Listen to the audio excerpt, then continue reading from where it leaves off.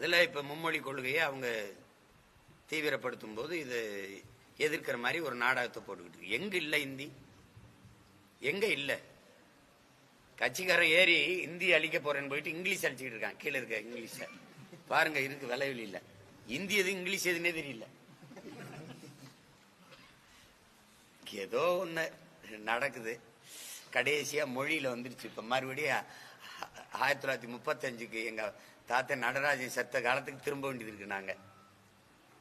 தேவையில்லாத சிக்கலை இந்த ஆட்சியாளர்கள் உருவாக்குறாங்க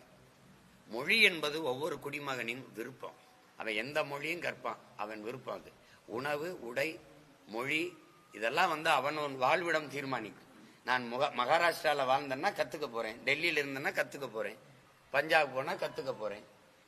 தேவைன்னா கத்துக்க போறேன் கட்டாயமா நீ படிச்சே ஆகணும் இந்தியாவின் தேசிய மொழி நேஷனல் லாங்குவேஜ்னா அப்ப